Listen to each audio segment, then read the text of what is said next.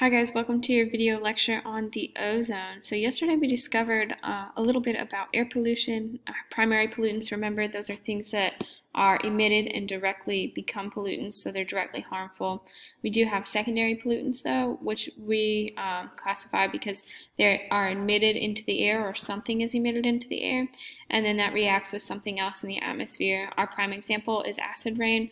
Remember that sulfur dioxide being released into the air, interacting with that water vapor or even the condensed liquid water in the clouds, and then raining back down to Earth and wreaking havoc on some of our monuments and buildings and stuff like that. And our worries, again, are that eventually, what if the acid becomes so high that it starts harming living things like plants and also animals, possibly even humans. So those are some things that we worry about or wonder about when we're talking about air pollutions. Again, today we are going to go a little bit further into depth and investigate one of our air pollutants, and this is ozone. So you go to modules to find today's work. We're going to go all the way to ozone. You've got two things you need to do today. The first thing you're going to do are the doodle notes that hopefully you're doing right now with my video lecture. If you're face-to-face, remember please that they're in your notebook and use your notebook so that you can do the doodle part of it. If you're online, we have to make things work so you can complete the ozone doodle notes on this PowerPoint right here. You click it, it'll open up. You put your text in the text box. Make sure again though your file, make your own copy in order to edit it. Awesome. The second thing you're going to do, we'll talk about that after the notes. So here we go. Oh no.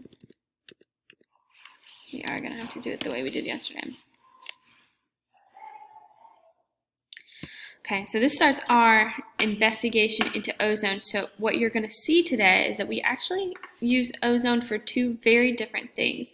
So we refer to ozone in the atmosphere, which is very helpful, or they both are.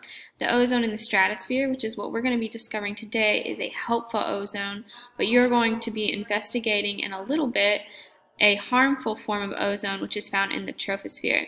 But right now we're looking at the stratosphere, which is helpful. So we consider this, or scientists call this, good ozone. It is found within the stratosphere. What is it actually? It's the thin layer in the Earth's atmosphere that absorbs almost all of the sun's harmful ultraviolet rays, or UV rays. So what this is basically our first layer of sunscreen. Have you ever heard, when we talk about climate change, often we'll talk about the hole in the ozone, how it's growing larger. This is that ozone that we're talking about. It's made up of oxygen molecules, 3 of them bonded together in a tight chain. It looks like, we'll Google a picture of it.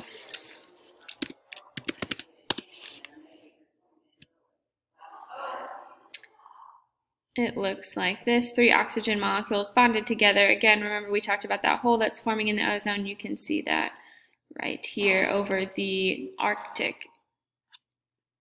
That's not good. We need this ozone. We're going to figure out in a second that it is so helpful to us humans. We're actually going to have to present this. Okay, so make sure you get that typed down. Again, remember you can pause this anytime you would like.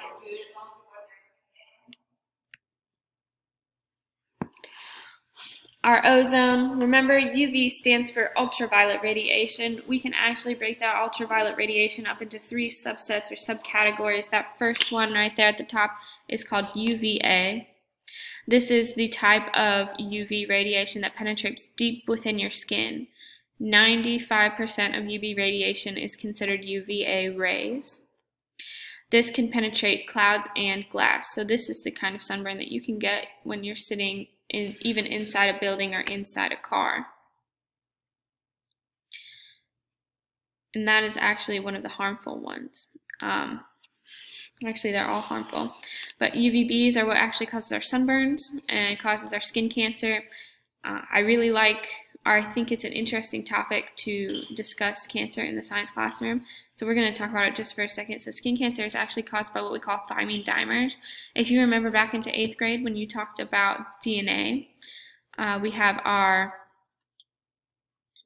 adenine and our thymine bases in our DNA pairs, we have what we call a thymine dimer, which is when two thymines, or our bases, next to each other bond together instead of bonding to their adenine subparts.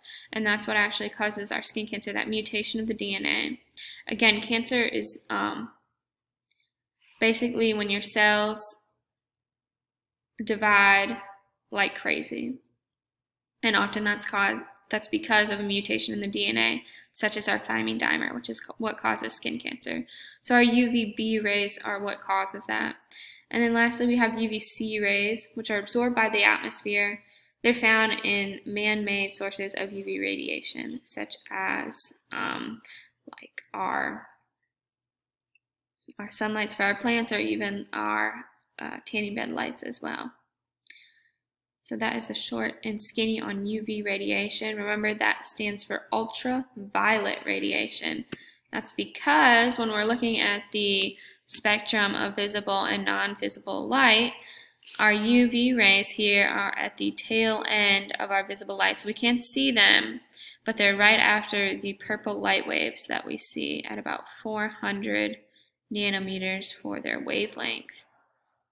100 to 400 nanometers. So you can actually see here that those UVC rays are one of our highest energy rays. Remember, because that's our wavelength, so we're going from, if you remember the light spectrum, as we increase in wavelength, we are decreasing in frequency, meaning that the infrared rays are not as strong as our UV rays over here. And even more, if we just look at the ultraviolet rays, our UVC rays are stronger than our UVB and UVA rays. Not something that I would necessarily expect you to know, but I do want you to understand that when we're talking about ultraviolet radiation, we are talking about a couple different subsets of those, and each of them does different things. And lastly, we talked about that hole in our ozone. Here's why we have it. They're called CFCs for short, chlorofluorocarbons. That's because they are molecules that have chlorine, fluorine, and carbon in them. One molecule of CFC will destroy 1,000 molecules of ozone. So that is super, super dangerous for our atmosphere. We have identified these as an issue, and for the most part in our society today, we have either taken out our CFC use at all, or drastically decreased the amount of CFCs we use in daily things. CFCs can be found in things like aerosols, so spray paint, Febreze, anything that you kind of spray out of a can, silly string, hairspray. They can be found in some of our insulation, like this guy right here. And for a long time, they were commonly found in refrigerator units. So like this old fridge right here. But like I said, we've identified this as a problem. So in our efforts to stop putting holes in the ozone and to preserve our environment, we have decreased our use of CFCs. Okay, so this is our ozone research activity. The main takeaways of our doodle notes right here are that we have an ozone. It's found in the stratosphere. It protects us from UV rays, which we can divide into three different categories that do they have three different kind of, not uses, but they do three different things. And we also learned that our CFCs, or chlorofluorocarbons, can destroy our ozone, and just one of them can destroy 1,000 molecules of ozone. So we are very much so putting our ozone at risk when we use these. Fantastic. So this is good ozone, ozone that protects us from UV rays. It helps us to not get skin cancer. It helps us so we're not burning up. It's very, very good for our environment. It protects us. We do, however, have a research activity. So if we go back to our ozone day, so we've done step 1, you've completed your doodle notes. Make sure you save those and submit them here to this assignment. And then you also have to, so again, you are doing both of these, I would like you to research the 2 types of ozone. Right now, in this lecture, we just learned about the good ozone. I want you to discover on your own what is bad ozone. You are going to do a little research to distinguish the 2. Use the resources on the PowerPoint to help you create a Venn diagram comparing and contrasting the 2. Remember, again, in order to edit this, you're going to need to file and make your own copy. So here is our Venn diagram. Remember, a Venn diagram, you've got one thing on one side and one thing on the other side. You put something that goes for both categories right in here. Good. So the good ozone, the bad ozone. Here's some research or some sources to help get you started. For the most part, you're only going to need one of these. So take your pick as to which one you want to read. But you're only going to need to use one to complete your chart.